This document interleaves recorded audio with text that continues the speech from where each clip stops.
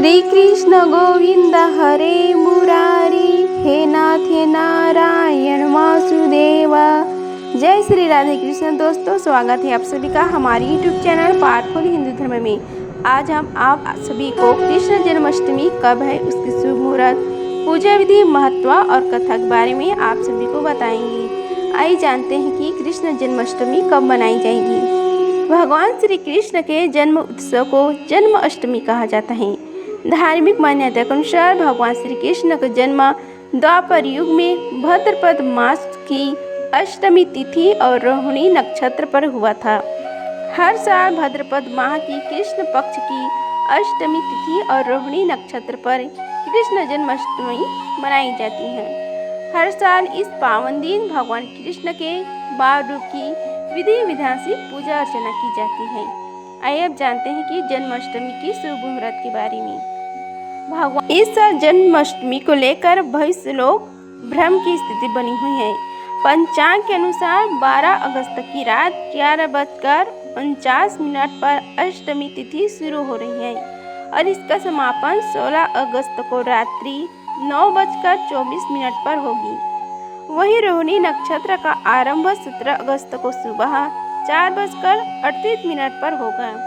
इस साल अष्टमी तिथि और रोहिणी नक्षत्र के मिलन ही नहीं हो रहा है, जिस वजह से सभी लोग भ्रम की स्थिति बनी हुई है।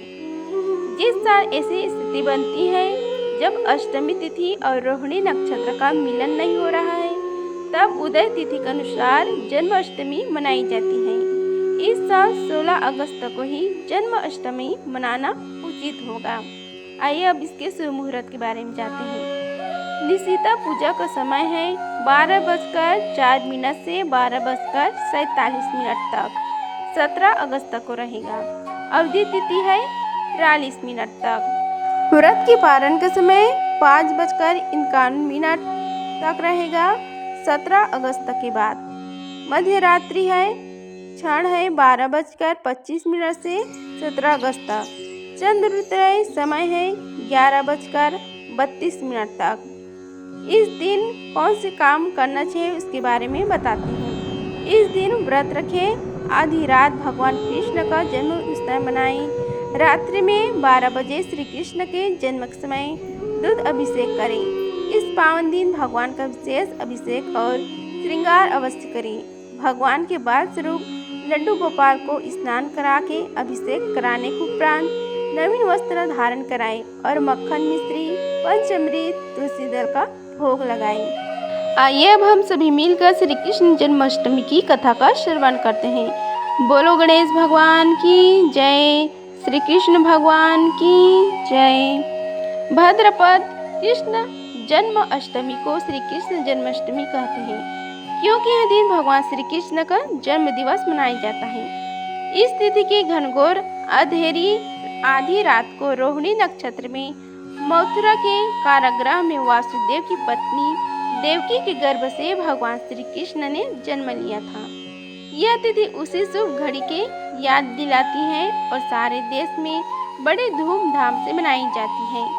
जन्माष्टमी के दिन भगवान श्री कृष्ण की जन्म संबंधी कथा भी सुनाते हैं, जो कि इस प्रकार है।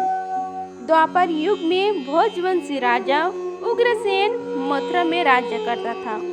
उसके अतिताई पुत्र कंस ने उसे गद्दी से उतार दिया और स्वयं मथुरा का राजा बन बैठा। कंस की एक बहन देवकी थी, जिसका विवाह वासुदेव नामक यादुवंशी सरदार से हुआ था। एक समय कंस अपनी बहन देवकी को उसके ससुराल पहुंचाने जा रहा था।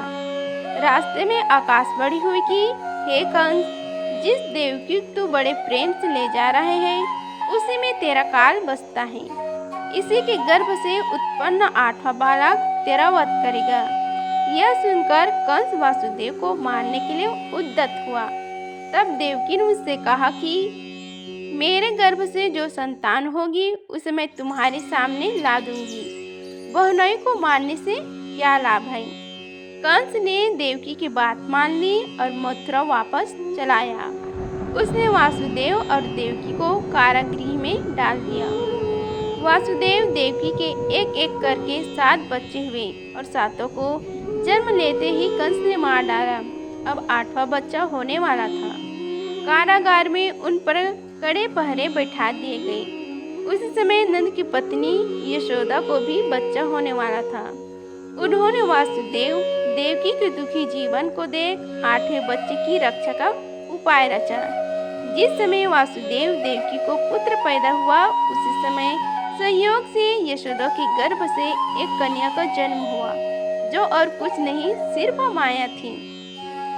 जिस कोठरी में देवकी वासुदेव कैद थे, उसमें अचानक प्रकाश हुआ और उनके सामने शंख चक्र गदा पद्म धारण किए हुए चतुर्भुज भगवान कृष्ण प्रकट हुए। दोनों भगवान के चरणों में गिर पड़े। तब भगवान ने उससे कहा कि अब मैं पुनः नवजात शिशु का रूप धारण कर लेता हूँ। तुम मुझे इसी समय अपने मित्र नंद जी के घर वृंदावन में भेज जाओ और उनके यहाँ जो कन्या जन्मी है उसे लाकर कंस के हवाले कर दो। इस समय वातावरण अनुकूल नहीं है, फिर भी तुम चिंता न करो, जागते हुए पहरेदार सो जाएंगे। कारागृह के फटाक अपने आप खुल जाएंगे और उफनती अथाह यमुना तुमको पार जाने का मार्ग दे देगी। उसी समय वासुदेव नवजात शिशु रूप श्री कृष्ण को सूप में रखकर कारागृह से निकल पड़े और अथाह यमुना को पार कर नंद जी के घर पहुँचे। वहाँ उन्होंने नवजात शिशु को यशोदा के साथ सुला दिया और कन्या को लेकर मथुरा गए। कारागृह के फटाक पूर्ववत बंद हो गई। अब कंस को सूचना मिली कि वासुदेव देवकी को बच्चा पैदा हुआ है। उसने बंदीगृह में जाकर देवकी के हाथ से नवजात कन्या को छीनकर पृथ्वी पर पटक देना चाहा, परंतु वह कन्या आकाश में उड़ गई और वहां से कहा, अरे मूर्ख, मुझे मारने से क्या होगा? तुझे मारने वाला तो वृंदावन में जा पहुंचा है। वह जल्द ही तुझे तेरे पापों का दंड देगा। यह है कृष्ण जन्म की कथा। बोलो श्री कृष्ण भगवान की जय।